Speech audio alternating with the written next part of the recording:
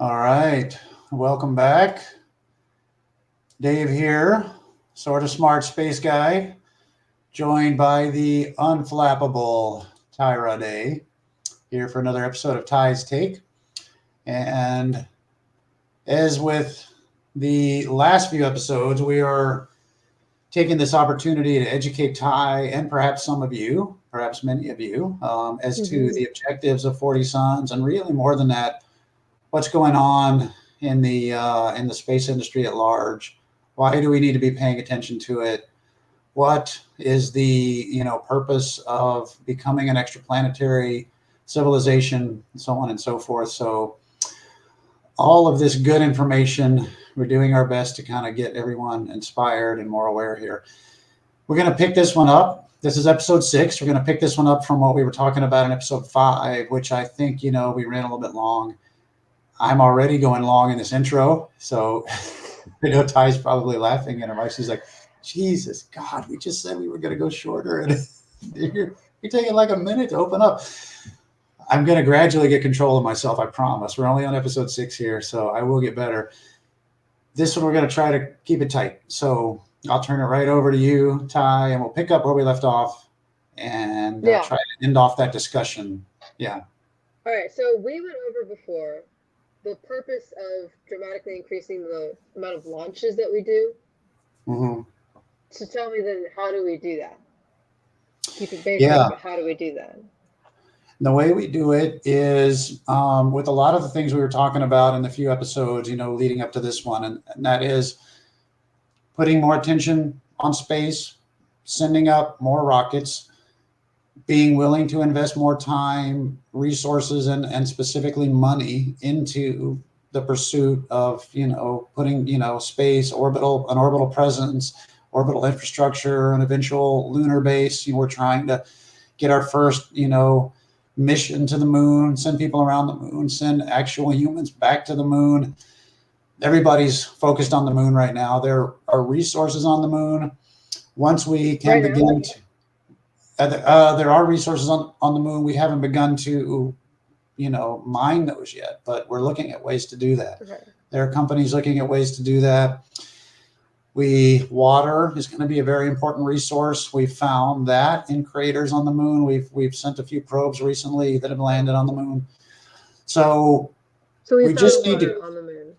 They have found water that they can access that is in the shadows of some craters there, and so that's at like the South Pole. They believe there may be some in other similar type locations, and so that the exploration of that, the finding of that, the discovery of that, the being able to mine that, being able to tap those resources, those are all going to be important steps. So what we need to do really to reach that goal of increasing the number of launches and increasing our presence in space is to continue to focus on these targets and keep going after these Right. targets. Yeah. Now that's now this is these are all resources to eventually go like live on these other planets. Well, that will take like a lot of resources. Right. Yes. It will take a lot of Wouldn't resources. it take more resources than we have on this one planet? Well, the idea is really the goal because it takes so much to move resources from here. Like if we wanted to move a bunch of iron from here, if we wanted to move a bunch of water from here, from Earth, water is very heavy. So if you can imagine, what it would take to get all the water we needed to have a moon base, just to be operational, that would be a lot of water to get there. So, and that's just one resource. That's just water, Right. building materials, everything else that we're going to need when we go to these locations. Orbital, obviously, when we go into orbit, we're going to have to bring that up into orbit and we're going to have to build things there from Earth. And Right. that will take a lot. And this is why we need to keep our rocket launch pace up. We need to keep increasing that cadence so that we're able to launch more. We have more pads available, more rockets available.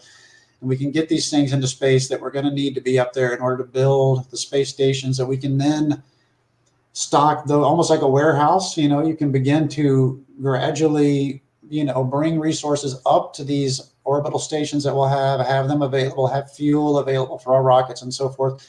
Then you can begin to go have your steady movement back and forth between the moon And then on the moon, you'll want to be able to mine and get the resources that you need there directly, because it will Naturally take a from the lot moon. from the moon. Yeah. So as much as we can have there, as much as we can get locally from the moon, Locally. is what's that? I just thought it's funny to use the word locally. Yeah, it actually is kind of funny to think of the moon as local, but that's kind of that is part of the thinking, kind of the mindset that we want to have. We want to change a little bit of our thinking, and we do want to get to the point where we're thinking of the moon in local terms. Like we have people living there, people, working there for long stretches of time, basically developing the moon, developing the ability to be there, and from there then move out further into the solar system. The moon is really, really going to be the best launching point for us. It has very low gravity. It's easy to get things from the moon's surface into its orbit. And then from there, it's very easy to launch out and go to places like Mars and the asteroid belt and basically other places in the solar system. So the moon is our next big target.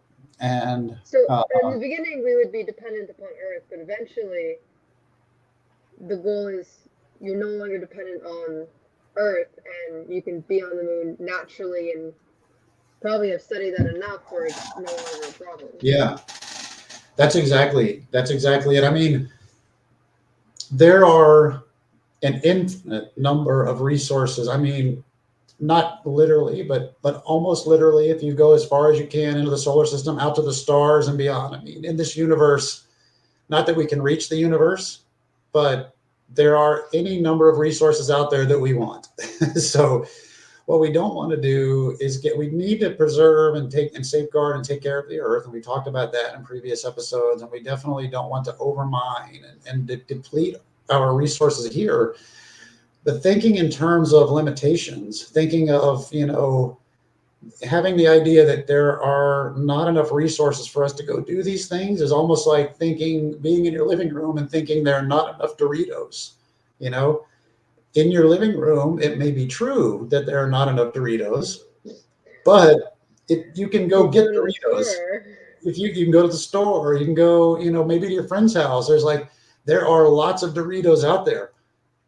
There is not a limitation on Doritos. There is a limitation on Doritos in your living room, but there's not a limitation out there. So what we need to think with is the Doritos are everywhere, and we need to be working on the ways to go get them. What the problem right now is we don't really have a good, easy way to go to the store. Once we can develop that, then Doritos are like resources are not a problem. So yes, it will take a lot of resources, but they are out there. And so if we're working on ways to go get them and to mine them from asteroids, to mine them from the moon, to mine them wherever we happen to be, we're set, And in fact, the more we can do that, the less we have to take, from the earth. And that way we'll always have a little stash of Doritos in our kitchen because we don't have to get them here. We can go get them somewhere else. Yeah. Yeah. So it's a problem of Doritos, I think is what we're talking about. We need to build a car to get to the store easily. Exactly. Bigger version. Yeah. I mean, you can definitely, that's kind of the analogy. That's the way that analogy would work is we basically don't have a good way to leave the living room, even though we know there are Doritos in the store. We can't really get to the store easily.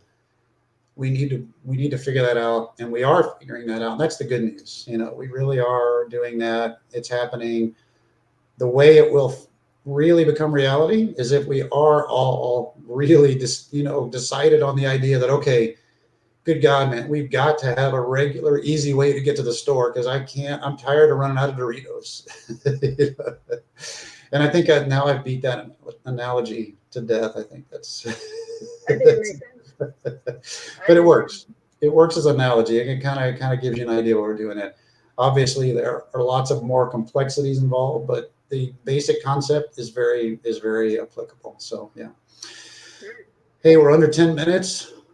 I think that's a good place to end this one, and we'll pick it back up in the next with your next set of questions. All right. Very good. Then let me punch out of this stuff, get it right this time. Excellent. Thank you, Ty. We will see you again in episode 7. Yeah. All right.